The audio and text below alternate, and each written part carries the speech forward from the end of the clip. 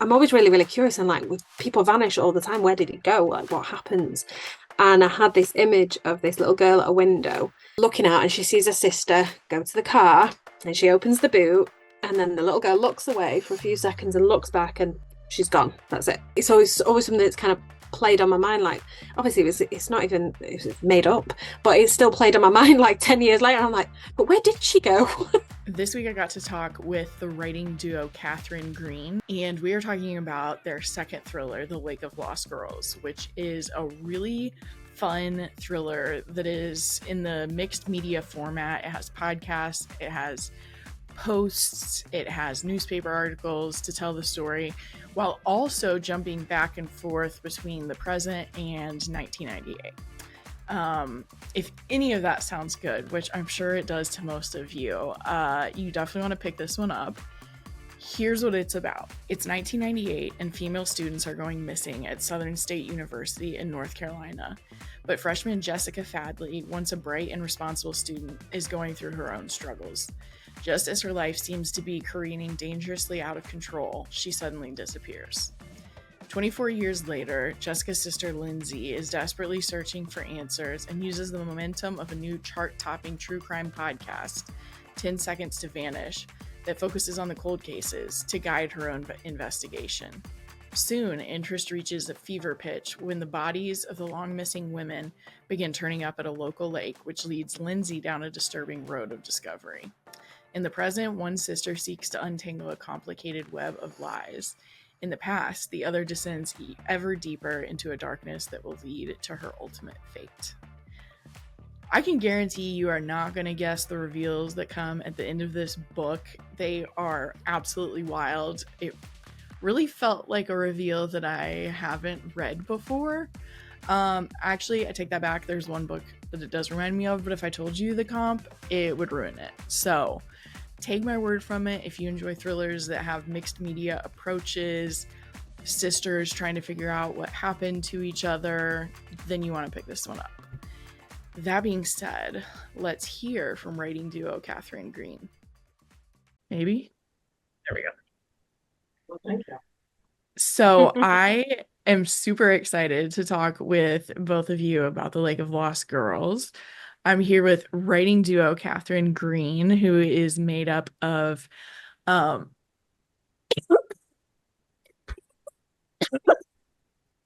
we're gonna get through this eventually. Okay. I just took my dogs on a walk and they were mowing, so of course my allergies are really bad too. Okay. Which is made up of Meredith Walters and Claire Riley. So welcome to the podcast. Hi. Hey. So before we dive into the book, I did want to get to know a little bit about you guys. So it sounds like you've written separately and together. So what were your guys's, each of your moments when you were like, I want to write a book, and then what brought you together to start writing together? Claire, you go ahead. You start us off. Well, we've been friends for, gosh, over 10 years now, isn't it? 10, 15 years, something like that. A really, really long time. And we both kind of wrote in completely different genres. And then it was, I think it was around lockdown time. And we both had kind of writer's block. Neither of us could kind of get into the vibe. And we came up with, I was like, let's just write something together just for us. We won't publish it. It'll just be for us, just to kind of, get that sort of passion back. And we wrote this book together, both loved it. And the rest, they say, is history, because we wrote another one after that, which obviously we did with Crooked Lane, The Woods Are Waiting. And then obviously we wrote this one. And yeah, we're halfway through a third one. But I think it's funny because we'd been friends online for a really, really long time. And I actually met Abby at a book signing for the very first time years and years ago. And one of my readers came up and they were like, who would you love to write with? And I was like, oh, definitely Meredith Walters. And we only kind of knew each other online at the time. So to be able to say kind of like 10, 15 years later that, wrote these amazing books, I think they're amazing anyway, books together. It's for me anyway, it's like a dream come true. And because I absolutely adore her writing, always have done. And yeah, she's obviously one of my best friends as well. So That's so Yeah, cool. but actually the first book that we wrote together is not, it hasn't, we haven't done anything with that one yet. mhm. But yeah, because we both were in a writing group together, weren't we? Because I started Yeah. writing, I mean, I've been writing forever. But when I moved to the UK in 2012, I stopped working because I was a counselor in the States. And so when we moved over, I was kind of trying to get acclimated, and my daughter was starting school and everything. So I started writing. And it was, gosh, it was almost right from the beginning that Claire and I were Yeah. in a, we actually were in a beta group where we read each other's stuff. And there was a group of Mm. about authors. And Claire and I just ended up gelling. I mean, it was pretty instantaneous. So, and Yeah. like Claire said, we met at a signing, and it was just, we always like, oh, we should write something. We should write something. And then, like Claire said, it was like lockdown-ish. I was really struggling to write because I had been writing my own stuff for so long. And I used to write romance. And that was kind of my Hmm. thing. Sick of it. It was like, it was like I just needed something different. And Claire was like the queen of like zombie, post-apocalyptic and stuff like that. And I always thought her style was so cool. And I was like, yes, we need to write something if we're gonna, in a new genre. And it just sort of came from that. So yeah, Claire and I work really well together. I mean, she puts up with a lot of crap for me. But yeah, she gets me, and I've always Yeah. told for her she's like family at this point. Like our families know each other, our kids know each other. It's yeah, she's kind of stuck with me. So Yeah. That is such a cool story. So did you become friends on social media before the writing group, or is the writing group what you became friends at? it was the Um, writing. the writing Yeah. group. I don't know who invited me to it because in that writing group there was five of us and everyone but me. Because at the time, I mean, I write romance now as well, but I didn't write any Oh, romance wow. at that time, so I don't actually know who invited me to it. I was like, I Yeah. remember just looking around at all the different people, like, why am I here? I'm like, We were all a part of. It was like some massive, and it had like really big names in there. And then that kind of shut down. And then there were like a few that were like, well, let's have this small little intimate writers group where we can like, critique each other's stuff. And that's where that started. Yeah. So That is so cool. And also that you guys have written so many genres. That is so impressive to me because I can't really like think outside of one genre. yeah, it's a little funny when you think about it. We are Yeah. kind of so. Was there something that drew you to doing thrillers together? Well, yeah, I think for me, because you've written some darker books and I'd obviously written darker books, and I think you'd always wanted to do thrillers and I'd always wanted to do thrillers. And it was kind of like when we had this, we're both having this sort of existential crisis on like neither of us could write.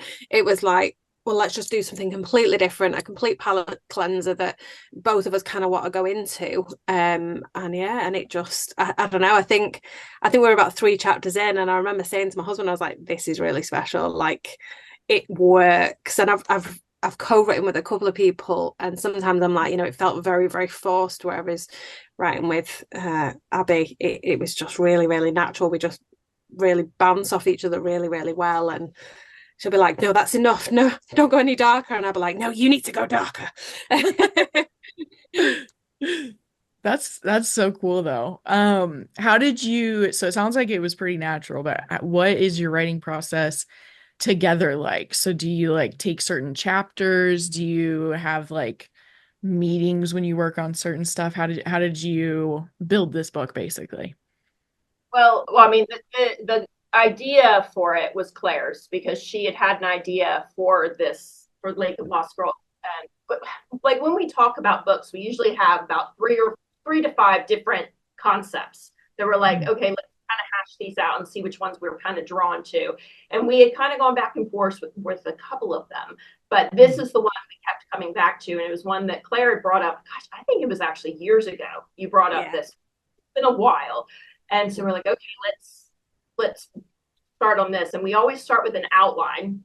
Like we do this. We have like a video call where we rough things out. And then Mhm. Claire is like queen of details. So she does this whole file where she does all the like character names and all the places and all that stuff so we don't get lost, because I'm a complete pantser. Like I just will forget, oh, she brown eyes in that things like that. And this is actually my first time where I write like in a chronological order, because I tend to write it in first, and then I kind of, as I'm all over the place writer.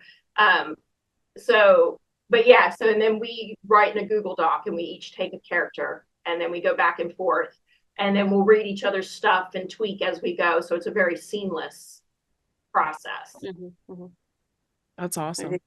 It's funny. She'll be like, no, we don't need to. The outline's fine. And I'm like, no. We need thousands. And it'll be like a 5,000. And she's like, Claire, I've never done this. I don't like it. And I'm like, follow it. I've never done this. So for me, when we're both, I hope you don't mind me saying it, but we're both perimenopausal. So our memories are shocking. Like, and I'm like, I have to have that run order so I know exactly where I'm going, where I've been. And I need to have that other file with all the details in so that I can kind of refer back to it, because otherwise I would just be swimming in an ocean. I can't. Funny about it is that you do all that and I still don't look at the file. You'll be like, they're just for you. Right. She's not got that colour hair. And she's like, I'm like, it's in the file. I've even put like, gone on Pinterest and found a picture of someone. I'm like, that's what they look like. What are you doing? Really, because I just tend to ignore it. Yeah. Oh gosh, that's amazing though. So on our website, on the Katherine Greene website, Abby has made this. It's absolutely fantastic. It's like, if you love books and if you love like our books, you have to look on the Katherine Greene website. It's fantastic. And it's built up on, like, in the first book there's like, the town map, there's character bios, there's, we've done like menus from like one of the restaurants and things like that. Cool. So those little details, they all come in useful afterwards, even if she doesn't follow them. Yeah. Well, speaking of like those details, like you're saying, this one has mixed media throughout it, which sounds a lot like what you're talking about there. So did you know from the beginning that you wanted to incorporate like podcasts and posts and newspaper articles? I think the podcast was definitely a big thing, wasn't it? Straight from. Well, because we're both podcast junkies. Like I am, it like crime is my jam. So I've been listening for so long, and I know that's kind of like the hot trope at the moment. When we originally came up with the concept, we didn't see much of it out there. So by the time we got around to writing it, we're like, oh, it's everywhere now. But yeah, we like mixed media thing because of just how, because I'm a lurker on Reddit and I like to go into the true crime subreddits and all that stuff. And I'm like, this is just the community of it is so interesting. And I was like, to be able to incorporate that as like, to talk about the nature of what true crime is in today's social media, and all that. It was fun to do. It was an interesting riff off of it. So, yeah, I feel like it makes it move faster too, or like it almost makes the pacing feel faster because you're experiencing the story in different ways. And so you kind of get information in different ways and just switches it up, keeps like the variety going basically. Yeah, well, originally it was just going to be like the podcasts, and we were going to record some, and it'd be all going onto the website and kind of building, because we wanted more of an interactive website where people can go and they can find out so much more about them. Because I know when I love a book, I want to know everything about it. Yes. And I'll find like all the little tiny extra stories, and I just kind of want to know it. So we kind of wanted to do that, and then I just read a book, Hidden Pictures. And the little, I'd listened to the audiobook, which was phenomenal, and then someone had said in the paperback they've got the pictures. Yeah.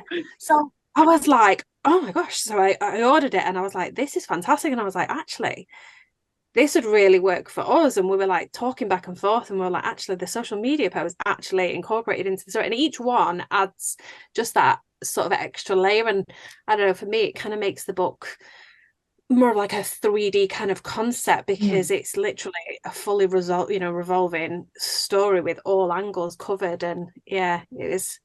I think a couple of times the publishers were like, "Oh, I just don't think it's going to work," and we were like, "No, it has to go in. It has to."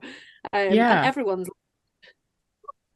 Yeah, I think it's a good point too that you were talking about like you consume media like that as well. And I feel like a lot of thriller readers also consume media like that as well. So like it feels similar to like our habits around like crime yeah, podcasts and stuff too. yeah. Yeah. That's it. If I mean, I know one of my favorite books is The Martian. And I read the book, I listened to the audiobook, I bought the hardback, I watched the film because Yes. you just get so focused and I'm like, I want to know everything about it. And actually incorporating all those kind of little things into a story really just kind of rounds it off really nicely. And like you said, it it really kind of reflects on a reader's natural kind of habit and what they do when they're Yeah. obsessed with something, and or a story that you read in the media. You want to know all the different things. It's yeah. When you Hmm. think of bigger true crime cases that have been recently, so like the Gabby Petito case, where like it Hmm. just went, and that was so much of that played out on social media and online, and you know the way people would go into these different groups and look at like family members' posts, and then you'd have all this theory going on, and that's kind of what we wanted to reflect in the book, is that how easy it is to um, the victims and like the crime itself becomes a form of entertainment, and it's like Yeah. you become immersed in it. And while there's a lot of good in that community, and I think it's amazing what these like the amateur sleuths do, and it's still you almost become disconnected from it. And I think that Hmm. is kind of what we wanted to show, that at the end of Hmm. the day, well, this is a real tragedy, this is a real crime, and then these things happen to real people. So Hmm.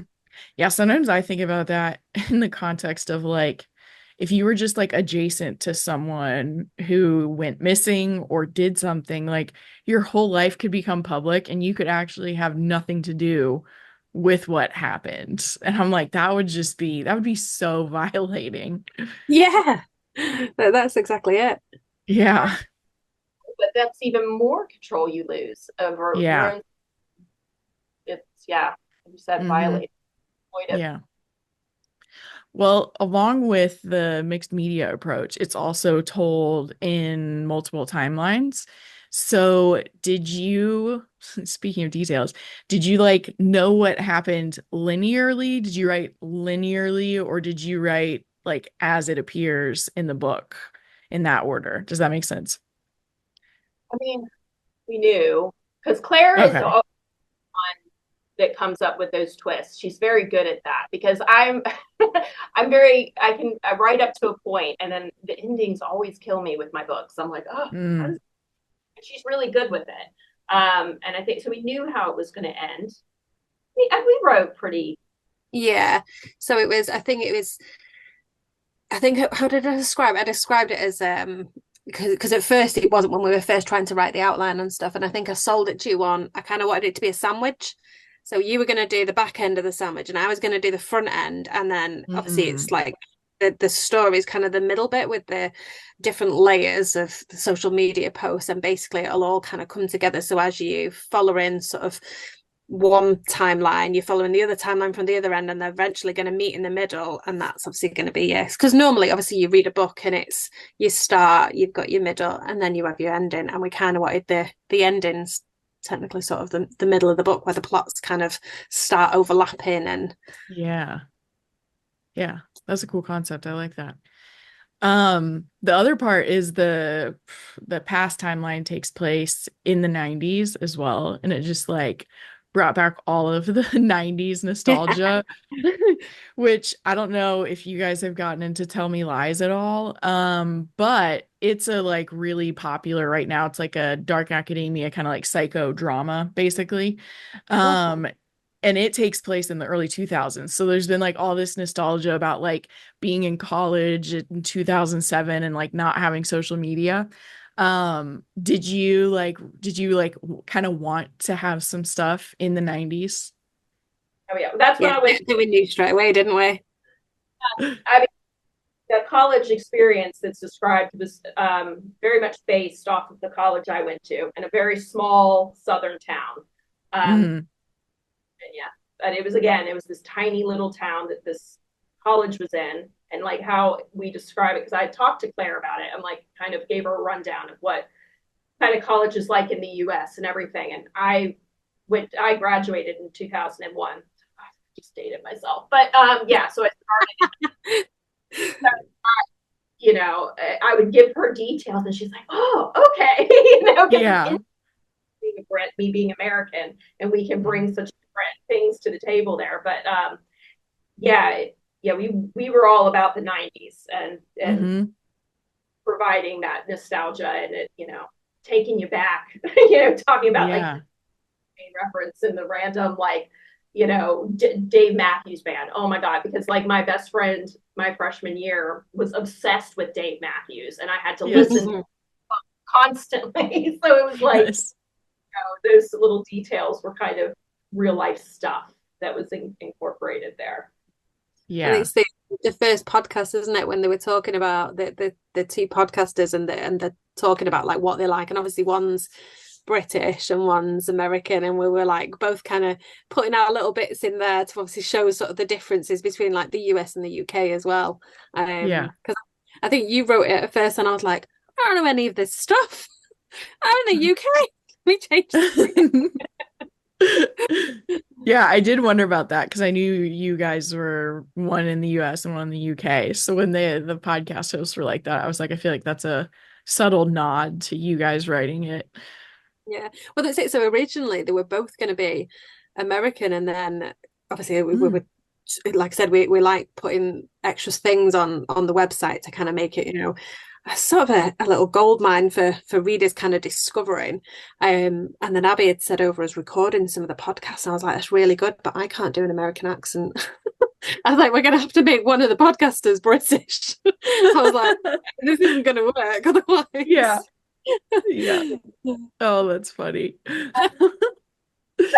Um, I think the other thing that's kind of interesting too is like, especially with the 90s part, is that technology was so different back then. So it's like at that time, there couldn't be buzz about the girls missing the way that it is now. So it kind of like contrasted those things really well too.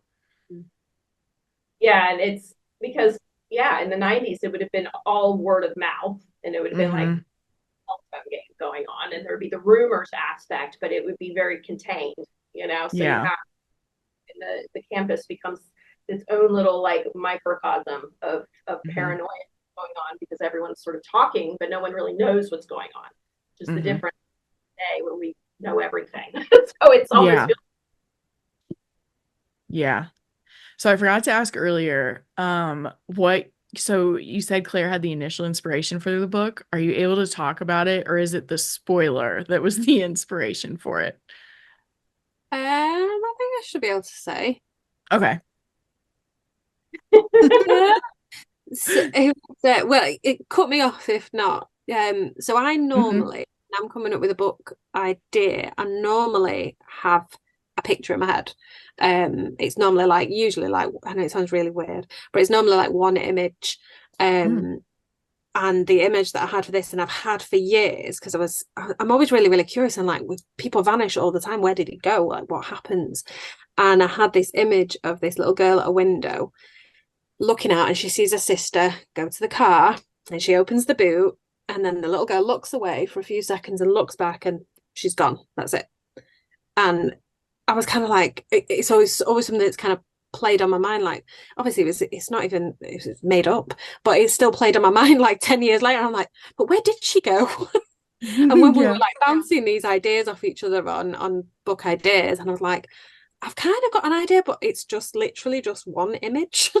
Like, it's not even really an idea. It's just this one thing. And I like put it to Abby, and she was like, that's the one. And I was like, oh, okay, brilliant. Yeah. Because normally we normally will be, I mean, we've done it before where we've kind of forced an idea, and we've got like 20,000 words in, and we're both kind of like, it's not working.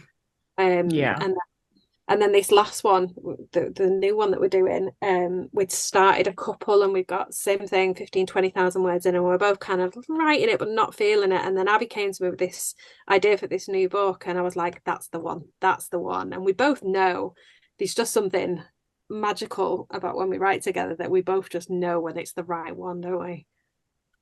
Absolutely. At least you came with it like a full concept. I'm just going to give you this one image and, let's figure something out from that. It is so cool. It seems like magical to me is the word I always end up using when people say like something just like really specific like that comes to mind, and then they're able to create a whole story off of it. And it was just like a really powerful first chapter to open up with. And then like that she really like vanished in 10 seconds. And then that's like related to the podcast title. It's so cool that like all of that came from like one image kind of. Well, that was it. The original name of the book was 10 Seconds to Vanish. Yeah. That was the original name. And it was the publisher was like, no, we need to think of a different name. And we were like, and we went back and forth for months trying to think of a new name. It was really frustrating, because we were like, the first name's really good though, and that's what Yeah. happened. She vanished in 10 seconds, which is why we were like, we both still really wanted to use the name, hence why we used it Yeah. on the podcast, because we were like, neither of us wanted to kind of lose that name, did we? You're like, we're gonna get it in here somewhere. Yeah, that was it. We're both just really good, and I was like, it's going in, I'm putting it in Yeah. somewhere. Yeah. Well, the other part that it kind of explores is like complex family dynamics, like sister relationship, as well as relationships with their parents, and then kind of like the small town vibe too is kind of like a part of all of that, because everyone knows everything about everyone. Was that something that was kind of there at the beginning, or did that develop as you were writing it? Yeah, I think that with our debut book that we wrote, we sort of kind of established these sort of parameters we like to write in. So we like anything that deals with strong female voices, like that's what we'll write, and things that explore like the dynamics and the relationships between women. And so our first book was about childhood best friends. This one we were like, especially with Claire's concept, sisters and what that means. And especially for like Lindsey, who is growing up in the shadow of a sister that she never knew. And as for the small towns, there's something about small towns, they're just it's an interesting place. I grew up in a very, very tiny town in Appalachia. Me too. Oh, it was like not there, but I like graduated with like 105 kids. like so it was very Wow. tiny. Yeah. Yeah, so there's just something about when you can't go to Walmart because it's like takes you minutes, because you have to stop and talk to everyone because you know everyone, and half your graduating class you run into constantly. And so there's something beautiful but also sort of awful about it. Yeah. And Claustrophobic. Exactly. Yeah. I hated it so much when I was living in it, but I feel nostalgic for it now. Mm-hmm. And then I think about going to live there again, I would lose my mind. So, but so we like those. Claire's husband grew up in a small town in Wales, and so we were talking about how really it doesn't matter what country you live in. Small towns are small towns. They're this wherever you are, and so she had an understanding of it in a different way, and it just sort of all came together. So I tend to think that Katherine Greene books will always have the small town angle, different types of small towns will always have strong female relationships and exploring what that means. And just family dynamics in general. So. Yeah, totally. Well, I loved it. And I just keep trying not to go near the spoilers because it's just crazy, and everyone who reads it is going to be like, well, I hadn't read that idea before. It's funny. But yeah.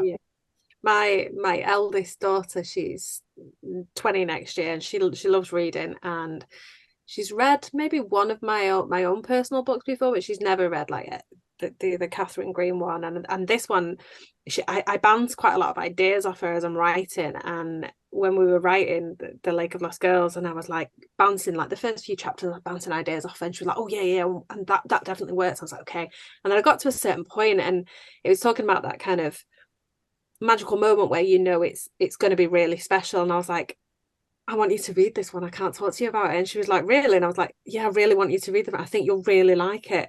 Because I just kind of the first one I think she'd really enjoy as well, but I don't know, there's just something about this one. I think it's, the mixed media concept. I really think it kind of hits that generation really well. And the other thing is she's quite a slow reader, so she could take weeks, sometimes months to read a book.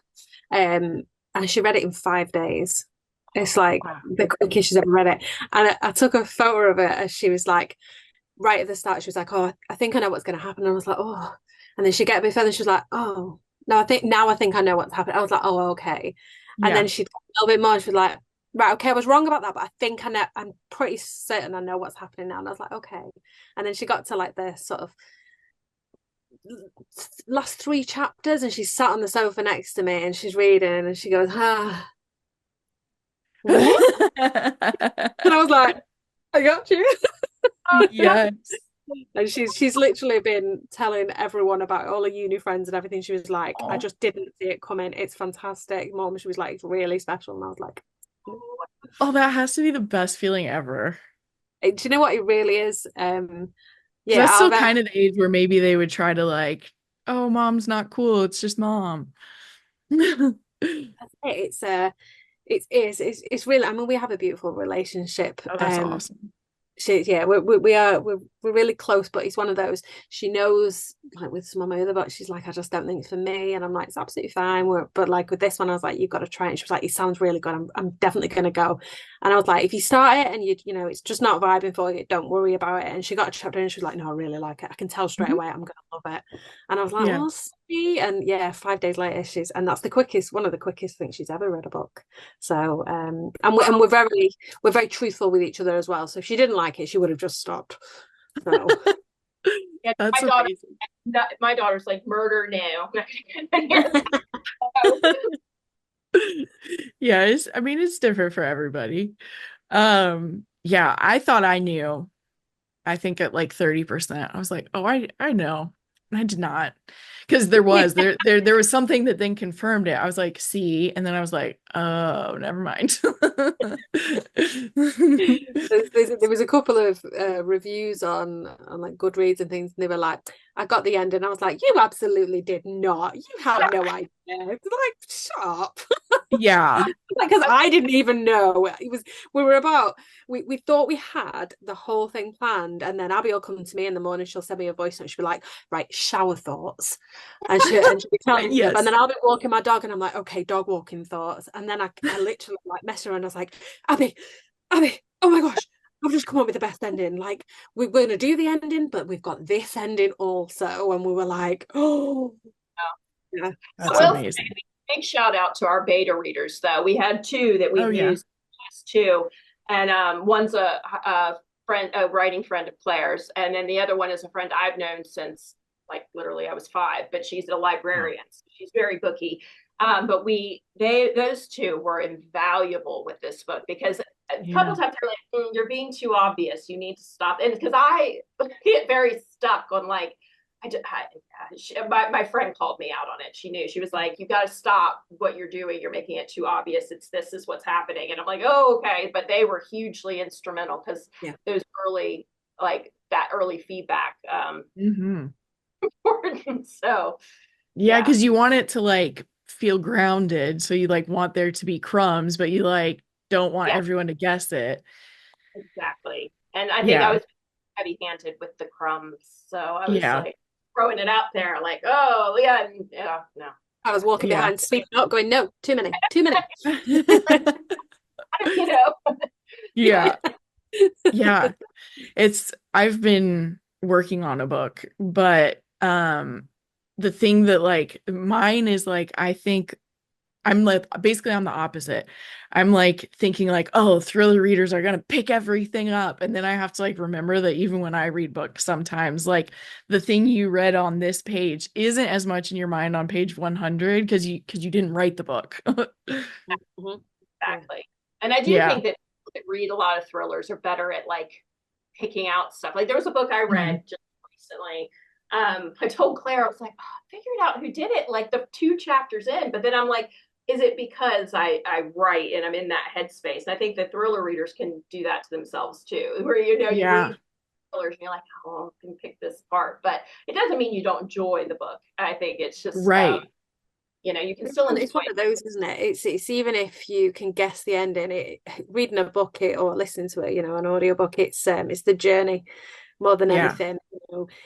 A lot of the time when you're watching a movie, you kind of, when you're watching a rom-com, they're going to end up together, but it's the journey that it takes you on to get there, and a Hmm. thriller, someone's died, but it's kind of the journey on how they got to that position. Yes.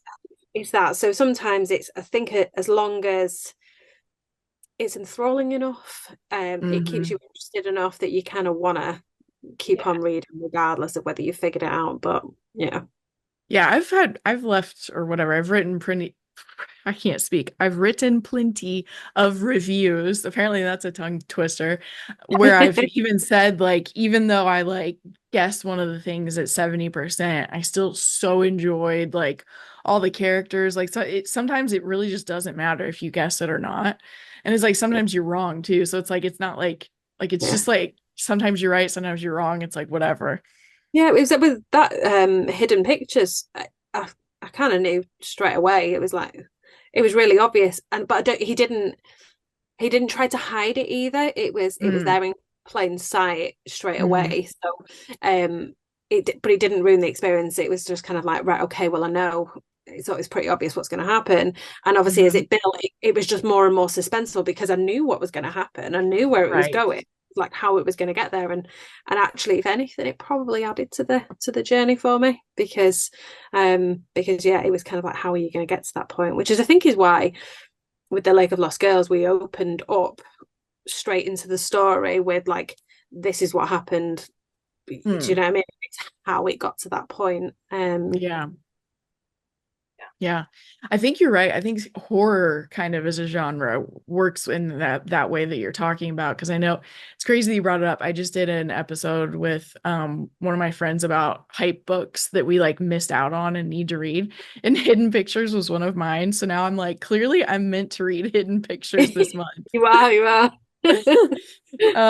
But I do think with horror sometimes like it's the dread, like it's not the not knowing. Sometimes it's knowing is like even worse Yeah, sometimes. yeah, Yeah. definitely. Well, that's what it is with that Hidden Pictures. It was. I knew it was going to be horrific, and I knew Hmm. obviously where it was going. But like you said, it was like, I thought there was a ghost behind you. It's your dog. Yeah. That really scared me. It was how it was going to get to that point that was kind of like, Yeah. read it. And obviously, it's an amazing book. It's beautifully written. Hmm. But and like I said, the audiobook's fantastic. The paperback is like a Hmm. keepsake. But yeah, so sometimes things don't need to be completely hidden. Yeah. Being in plain sight is actually it can be really good. Hmm. Yeah. Well, I obviously loved Lake of Lost Girls, and I'm so glad I got to talk with you guys about it. It sounds like you guys are readers too, and I have been asking people if they've read anything recently that they loved. Sounds like you loved Hidden Pictures, but do you guys have any that you've read recently? I'm reading right now. I'm like a huge Simone St. James fan. I love her. Ooh, So I'm reading Murder Road, her newest one right now. It is nice. everything that woman writes is just Yeah, Great. Yeah. Yeah, I yeah. need to get to that one. I've just binged a couple of her books. I'm actually right now reading the Dot Hutchinson series. It started off with Hmm. the is it the Butterfly Garden? Um, Yes. I'm on to book 3 at the moment, The Summer Children. So yeah, listen to those on audiobook as I'm driving, going twice round the roundabout because I want to keep on listening. Um, That's amazing. Yeah, that series is so good. I loved yeah, that. it is. It's really, really good. Do you know what I like? I like that they're all faintly connected as well. You've got some like crossover characters in, and but they're all the sort of complete stories are all on their own as well, which is really good. Yeah. Yeah, that's always cool when people can pull that off. Mm, mm. Um, where should people follow you guys to stay up to date? either individually or as Katherine Greene. Well, I think our Instagram page is probably the Yeah. easiest. Mm-hmm. We're on X, Twitter, whatever, and Facebook as well. But we also have a website, katherinegreene.com. But yeah, I think that's Definitely advise you to check out the website. If you've read any of our books, it's definitely worth going on. It's a whole host of, we've got short stories on there, we've got, Mm. character bios, town maps, we've got all sorts for both books. Yeah, I just visit it all on my own sometimes, just to have a little mooch about. So Yes, I love that. that we did for this one. I think is pretty cool, like how we like connected it all together. So Yeah, I'm gonna have to check it out. And the links will be in the show notes for everyone. And thank you so much for talking with me today. thank you very much.